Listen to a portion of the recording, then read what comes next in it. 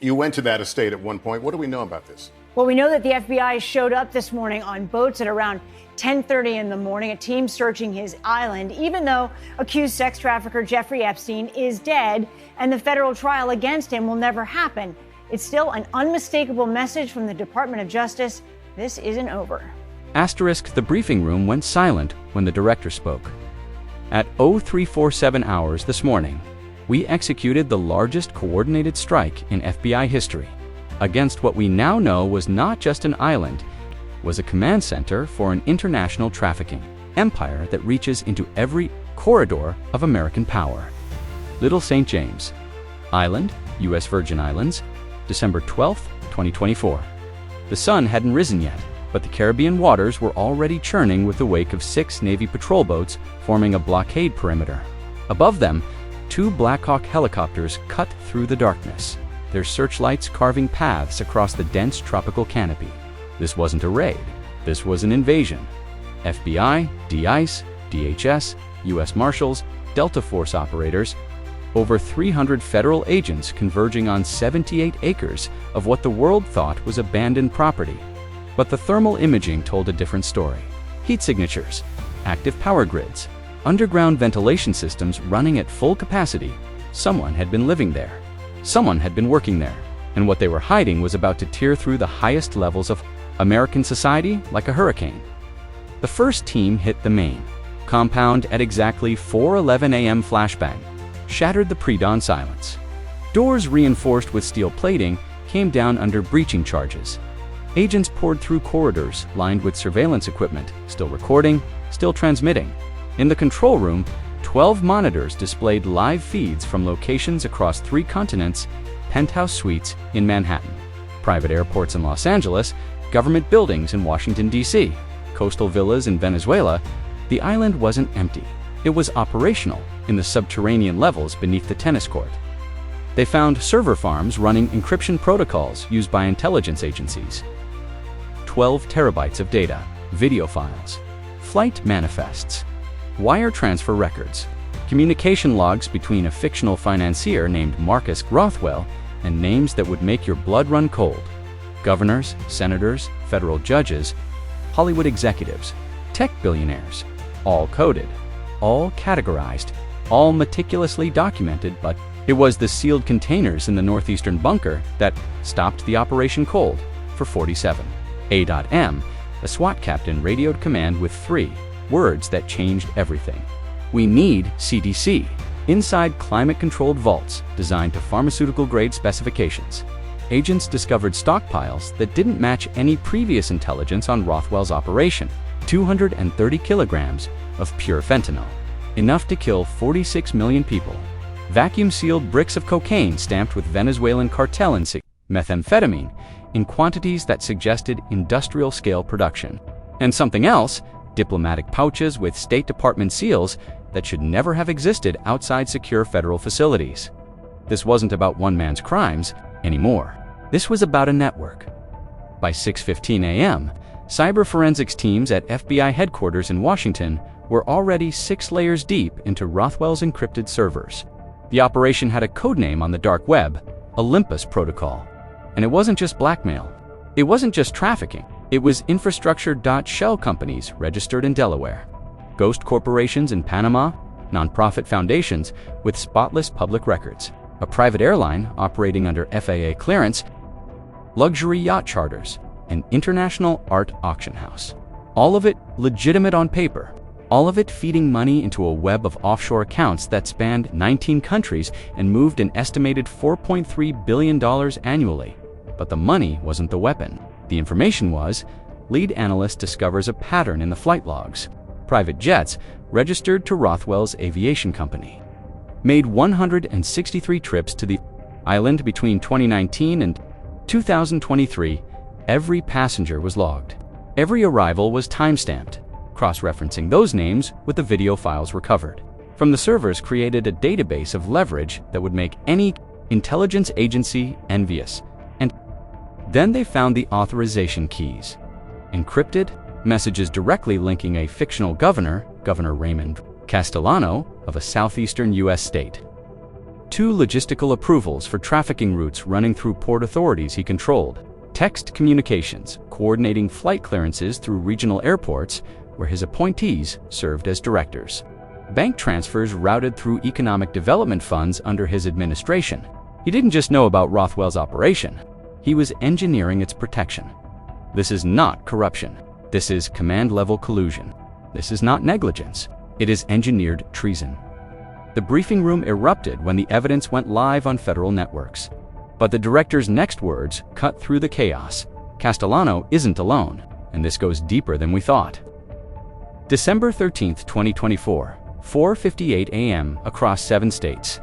420 federal agents moved simultaneously against 63 locations, identified in Rothwell's network. The scale was unprecedented in Miami. SWAT teams breached a waterfront mansion where Venezuelan cartel operatives were coordinating maritime smuggling routes. In the basement, agents seized military-grade communication equipment and manifests showing cocaine shipments disguised as humanitarian aid bound for Central American ports. In Los Angeles, FBI units hit 3 separate properties: a film production company, a talent management agency, and a private members club in the Hollywood Hills. Each location yielded servers containing financial records linking A-list entertainers to wire transfers that funded Rothwell's offshore accounts. 47 names: actors, producers, musicians, tech executives, all documented, all compromised in New York. ICE agents raided a modeling agency operating out of a Tribeca loft. Inside, they found 17 young women from Eastern Europe and South America, living in conditions that violated every labor and immigration law on the books. The agency owner, a fictional talent scout named Victor Brennan, had direct communication with Rothwell's island operation. His encrypted messages detailed recruitment quotas and transport schedules. In Washington, D.C., federal marshals executed warrants on the offices of a lobbying firm that handled congressional access for foreign nationals. The firm's senior partner had facilitated meetings between Rothwell and members of congressional oversight committees. The payments were disguised as consulting fees. The real cost was information, classified briefings on border enforcement operations, de-interdiction strategies, FBI investigations into international trafficking. The cartel wasn't just moving drugs and people, it was moving intelligence.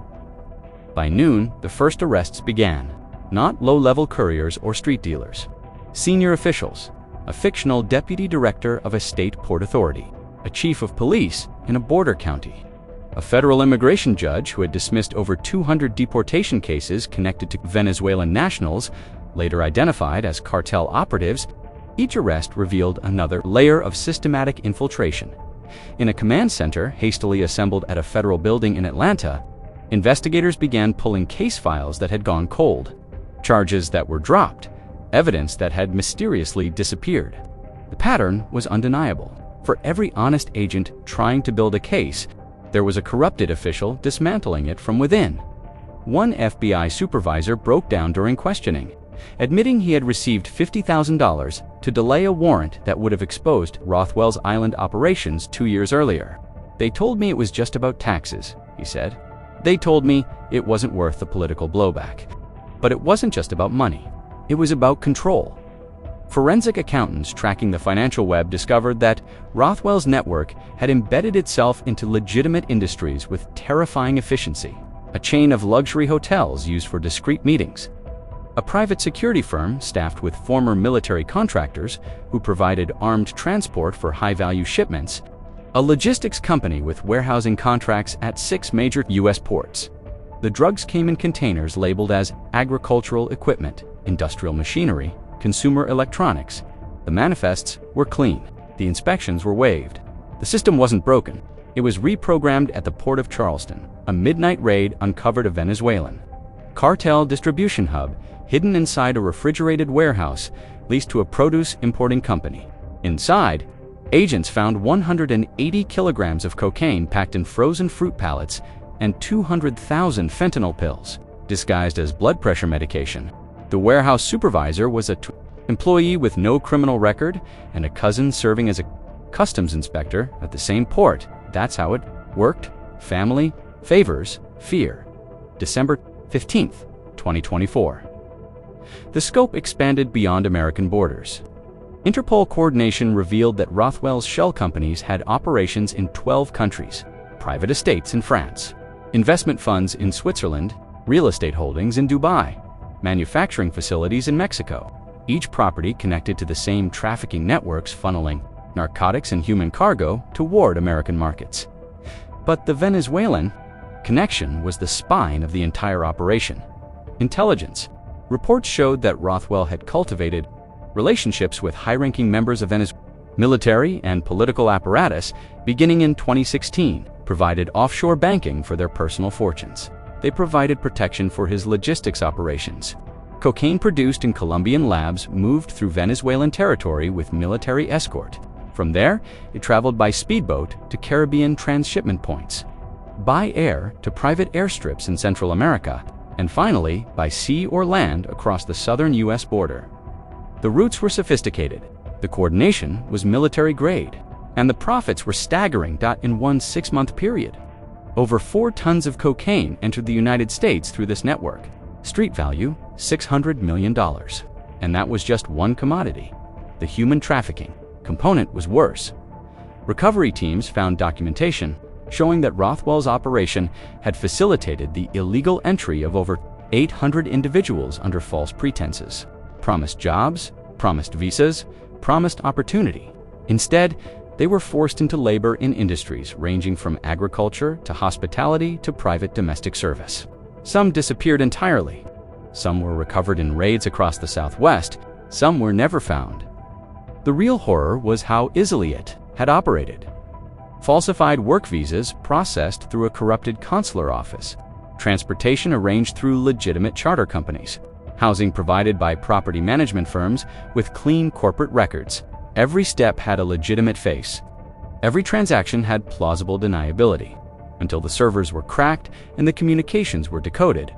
By December 18th, the arrests numbered over 130, but the biggest shock came when federal agents arrived at the governor's mansion. In the early morning hours, Governor Raymond Castellano was taken into custody without incident. No dramatic chase, no armed standoff.